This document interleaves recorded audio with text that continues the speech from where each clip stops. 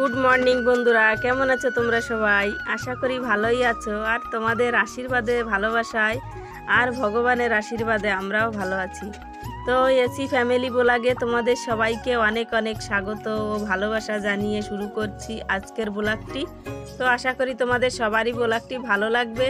তো স্কিপ না করে শুরু থেকে শেষ পর্যন্ত দেখতে থাকো আর আমার সঙ্গে থাকো। আর যে সকল বন্ধুরা এখনও আমার চ্যানেলটিকে সাবস্ক্রাইব করেনি, তো প্লিজ প্লিজ সাবস্ক্রাইব করে নিও, পাশে থেকো, সাপোর্ট করো, একটু ভালোবাসা দিও প্লিজ। তো সকাল সকালে যে দেখো চলে এসেছি কলপাড়ে জল ভরতে।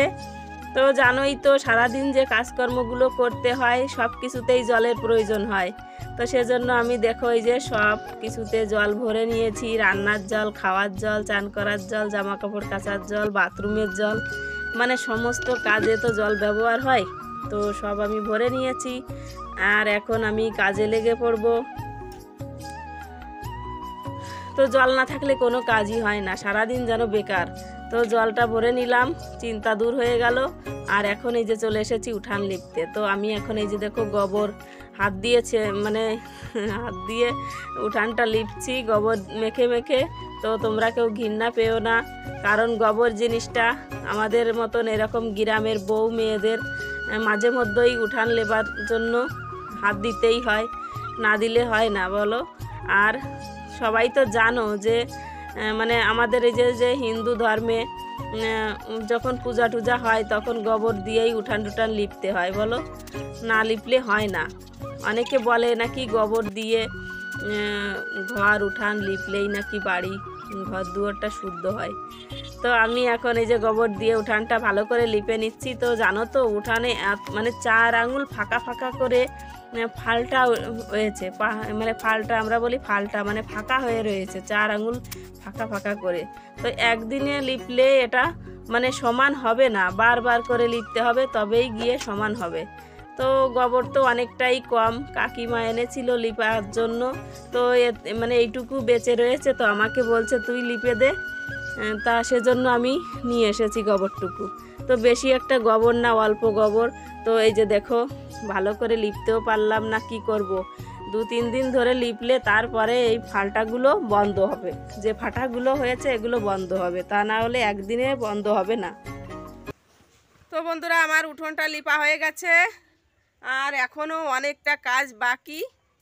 তো হাত মুখ ধুয়ে সাবুন দিয়ে হাত মুখ দিয়ে চলে এলাম। ছেলেকে খাবার খাওয়াতে হবে, ওর খিদে পেয়ে গেছে। তো সকালবেলা একবার ওকে দুধ গুলিয়ে খাইয়ে দিয়েছিলাম।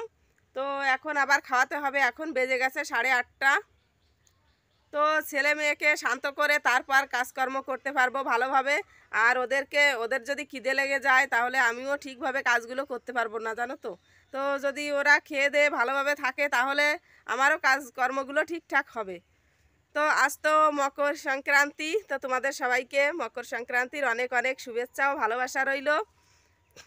আর সামনের মাসটা যেন ভালোভাবে যায় তোমাদের সবার। তো সামনের মাস কেন, সামনের সারাটা বছর যেন তোমাদের ভালোভাবে সুস্থভাবে কাটে। তো সেই কামনাই করি ভগবানের কাছে।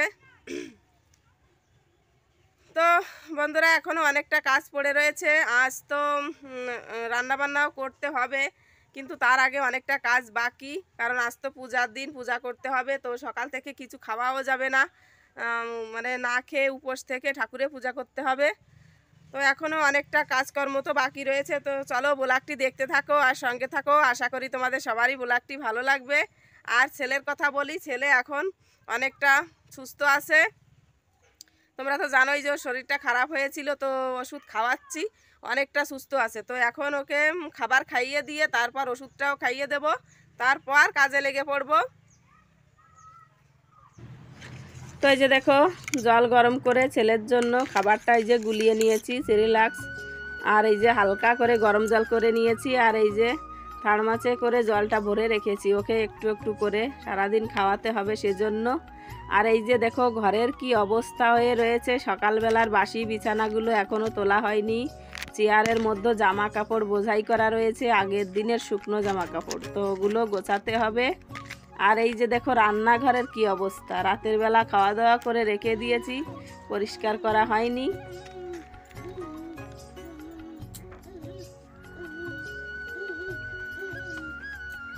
ওই লাইট নিয়ে আয়, ওই লাইট নিয়ে আয়, যা নিয়ে আসো, ওই লাইট নিয়ে আসো বাবা, যাও লাইট নিয়ে আসো, যাও নিয়ে আসো, ওই যে লাইট নিয়ে আসো, তো লাইটটা নিয়ে আসো, নিয়ে আসো বাবা, লাইট নিয়ে আসো।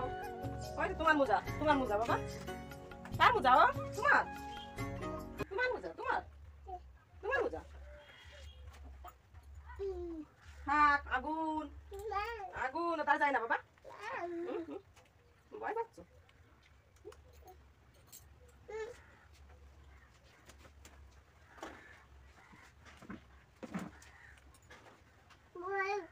ভয় না, ভয় নেই বাবা, কিসের ভয়? ভয় নেই। এখানে আর একটু খেলা করো, তুমি আর একটু খেলা করো, হ্যাঁ খেলা করো।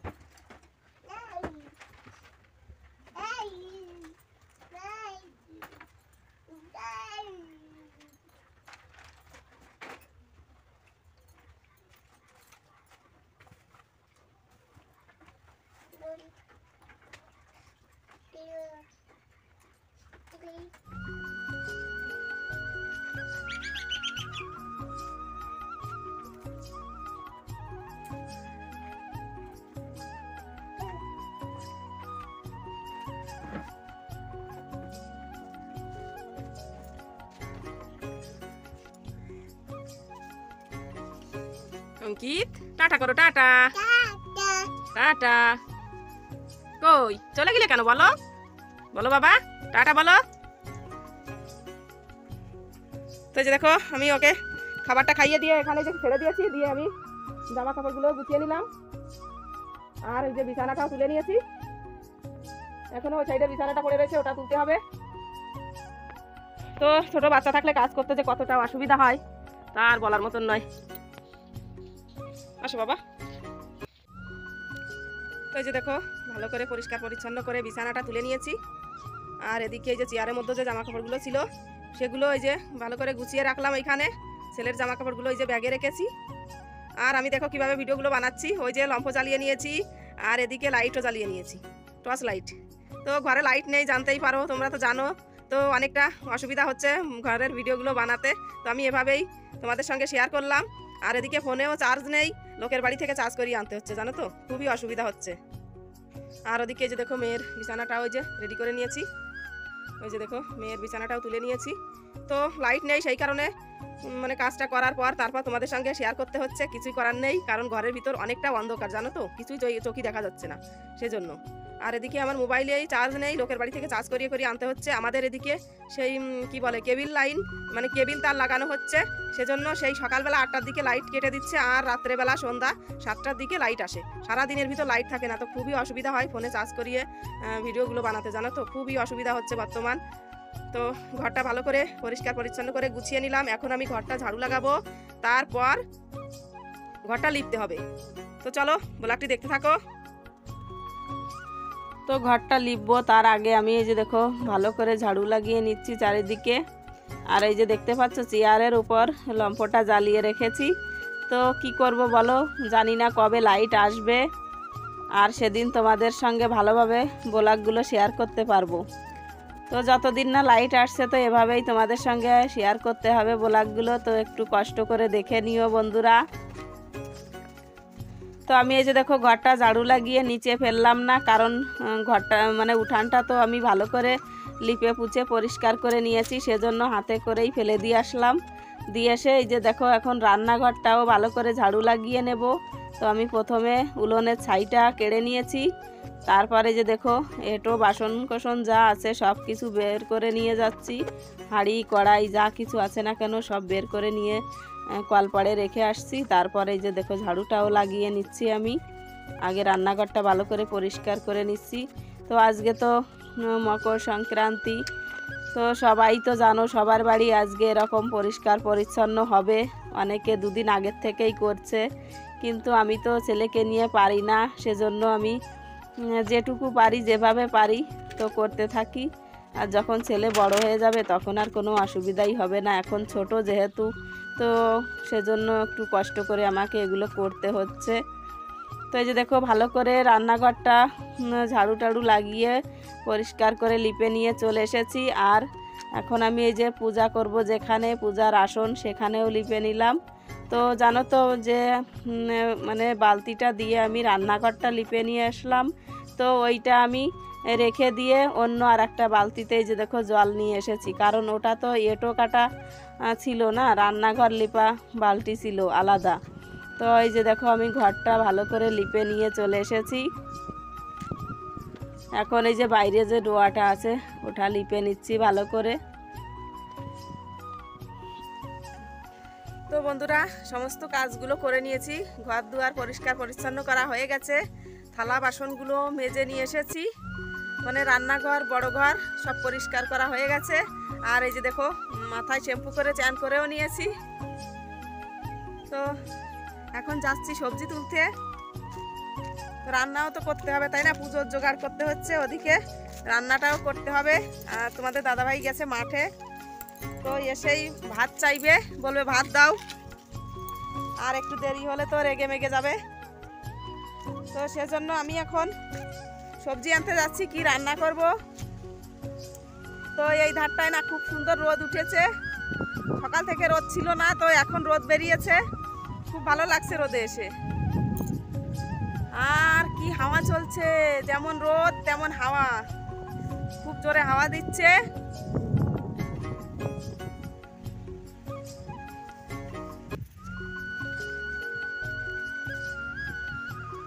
তো আমি এখন মূলো তুলবো, মূলো ভাজি করতে বলেছে মূলো ভাজি করবে। আর আজকে তো নিরামিষ খেতে হবে, মাছ খাওয়া যাবে না, কারণ আজকে পূজা হচ্ছে, আজ পৌষ মাস যাচ্ছে। তো তোমাদের তো সকালবেলায় বলেছিলাম যে আজ মকর সংক্রান্তি, তো আজকের দিনে মাছ খেতে নেই, নিরামিষ খেতে হয়। তো চলো আমি এখন দুটো মূলো নিয়ে যাই, মূলো ভাজি করব। আর কালকে যে বিট নিয়ে এসেছিল, মানে আমি নিয়ে এসেছিলাম, তো ওই মূলো আর ওই বিট ভাজি করব। তো এই যে দেখো মূলোগুলো অনেকটা মূলো হয়েছে, এই যে দেখতে পাচ্ছ অনেকগুলো মূলো হয়েছে। তো কাকিমাকে বলেছি মূলো নিয়ে খেতে, মাকে বলেছি, তো ওরা তো এখনো নিয়ে খায়নি, কিন্তু কালকে একটা মাসিমাকে তুলে দিয়েছিলাম 4টে মূলো। এই যে দেখো কত বড় মূলো হয়েছে। তো চলো আমি এখন তুলে নিই, তারপর তোমাদের দেখাচ্ছি। তো মাসিমাকে 4টে মূলো তুলে দিয়েছিলাম কালকে, এই দেখো কত বড় মূলো হয়েছে। তো উনি 2টো মূলো চেয়েছিল, তো ওনাকে আমি 4টে মূলো তুলে দিয়েছিলাম।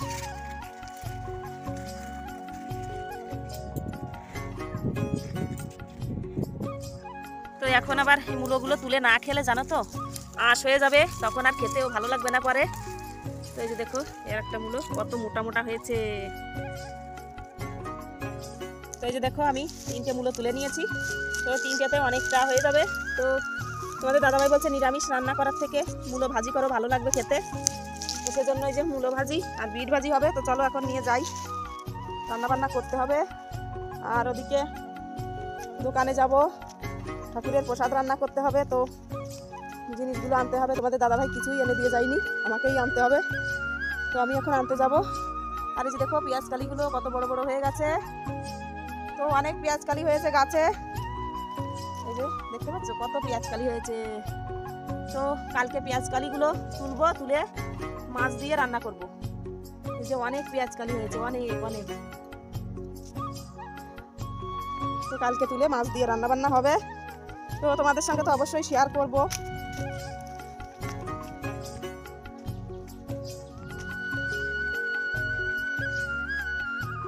সবজিগুলো এখন কেটে কেটে রেডি করে নিই।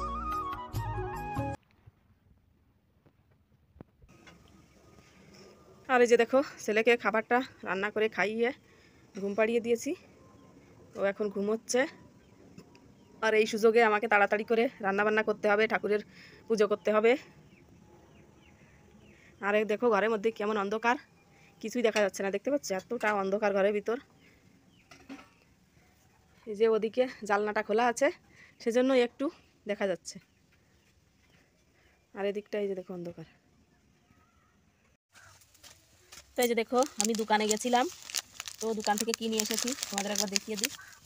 তো এই যে দেখো এটা হচ্ছে থালা বাসন মাজাটা, এই যে তো বাসন মাজাটা ওটা খারাপ হয়ে গেছে, তো মাজা যায় না, সেজন্য আমি এই যে এটা নিয়ে এসেছি বাসন মাজার জন্য। আর এদিকে যে দেখো সাবানের বাটিও শেষ হয়ে গেছে, সাবান নেই, তো এই যে একটা ভীম নিয়ে এসেছি। এগুলো হচ্ছে থালা বাসন মাজার জন্য। আর এদিকে এই যে দেখো রয়েছে 10 টাকার এক প্যাকেট গুঁড়ো দুধ নিয়ে এসেছি। আর এখানে আছে এক প্যাকেট সুজি, এই যে সুজি নিয়ে এসেছি। আর এদিকে আছে 250 চিনি নিয়ে এসেছি। আর এদিকে এই যে দেখো এখানে আছে টিপের পাতা, এই যে। তো টিপ শেষ হয়ে গেছিলো, করতে পারছিলাম না, তো এই যে 2 পাতা টিপ নিয়ে এসেছি। তো 2 পাতা টিপের পাতা নিয়ে এসেছি। আর এই যে দেখো এখানে আছে সিঁদুরের কৌটা, এই যে সিঁদুর বাড়ন্ত হয়ে গেছিলো, তো সিঁদুরের কৌটা নিয়ে এসেছি। তো এগুলো নিয়ে এলাম দোকান থেকে। তো এখন এই যে পুজোর জন্য আমি সুজি দিয়ে মিষ্টি অন্ন রান্না করব, মানে সুজির পায়েস করব, গুঁড়ো দুধ আর আছে সুজি আর এই চিনি দিয়ে।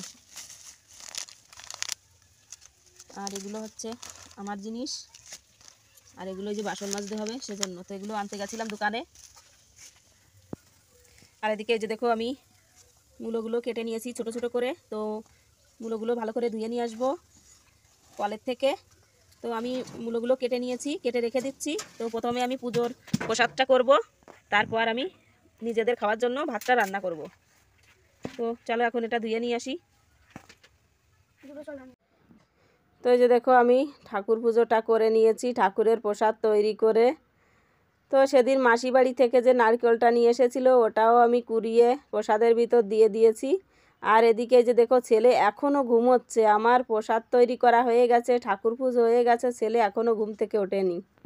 ঠাকুর পুজো করে এসে যে দেখো আমার ভাতটাও রান্না করা হয়ে গেছে। আর এদিকে যে দেখো বিট ভাজি আর লঙ্কা ভাজি, আর এদিকে আছে মূলো ভাজি আর লঙ্কা ভাজি। তো এখন এগুলো দিয়েই ভাত খেতে হবে। আর এদিকে যে দেখো মা এই যে পায়েস রান্না করেছে,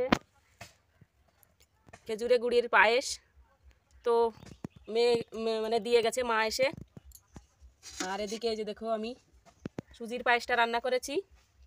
তো একটু বেশি করেই করেছি, ঠাকুরকে দিয়েছি আর নিজেরাও খাবো সেজন্য একটু বেশি করেই করেছি। তো ছেলে ঘুমিয়ে রয়েছে। আর এদিকে এই যে দেখো আমি চলে এসেছি ভাত খাওয়ার জন্য। তো সকাল থেকে কিছুই খাওয়া হয়নি, একদমই উপোস থেকে ঠাকুর পুজোটা করে নিয়েছি। তো খুব খিদে পেয়ে গেছে, ভাবলাম ছেলে ঘুমিয়ে আছে, এদিকে চলো আমি খেয়ে নিই, তারপর ছেলে যখন ঘুম থেকে উঠবে ওকেও খাবারটা খাইয়ে দেব। আর জানো তো মেয়ে খুব বায়না করছিল পিঠা খাবো করে। আজকের দিনে সবাই পিঠা তৈরি করে, তো পিঠা তৈরি করতে গেলে তো অনেক জিনিসপত্র কিনতে লাগে, তাই না?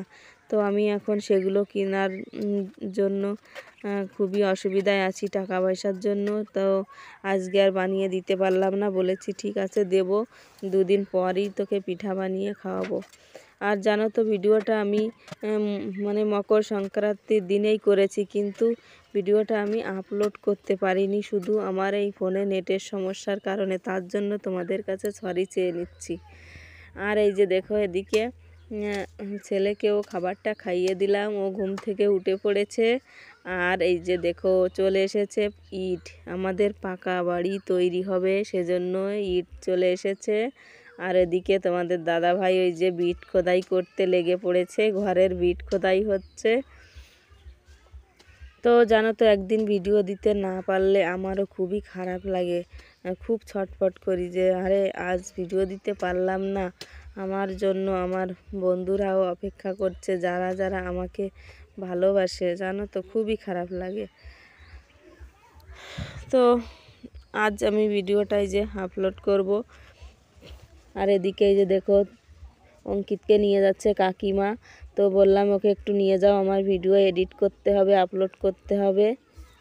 তো বন্ধুরা এই যে দেখো রাতের খাবার আজকে খিচুড়ি, এই যে। তো এখন খিচুড়ি খাবো, গরম গরম খিচুড়ি গামলাতে ঢালা হয়েছে। আর এই যে দেখো এদিকেও আছে খিচুড়ি প্রসাদ। তো বন্ধুরা এখন রাতের বেলা খিচুড়ি খাওয়া হবে। তো পাশে পুজো মানে পুজো হচ্ছে, তো সেখান থেকে খিচুড়ি প্রসাদ নিয়ে আসা হয়েছে। আর মেয়ে তো এখান থেকে খেয়ে এসেছে, তোমাদের দাদাভাইও খেয়ে শুয়ে পড়েছে। আর অঙ্কিতকেও দুপুরবেলা ভাত ছিল, ভাতটা গরম করে অঙ্কিতকে খাইয়ে দিয়েছি, ও ঘুম পড়ে গেছে। আর এখন আমি খাবো। তো বন্ধুরা তোমরা যেখান থেকেই আমার ভিডিওটা দেখছো না কেন, তোমাদের সবাইকে অনেক অনেক ধন্যবাদ। আর ভিডিওটা ভালো লাগলে লাইক কমেন্ট শেয়ার করো, আর চ্যানেলটিকে সাবস্ক্রাইব করে আমাদের পাশে থেকো। তো ব্লগটি মানে বেশি বড় করছি না, এ পর্যন্তই। দেখা হচ্ছে কাল নতুন দিনে নতুন আরেকটি ব্লগের সঙ্গে। ততক্ষণে সবাই ভালো থাকো, সুস্থ থাকো, টাটা।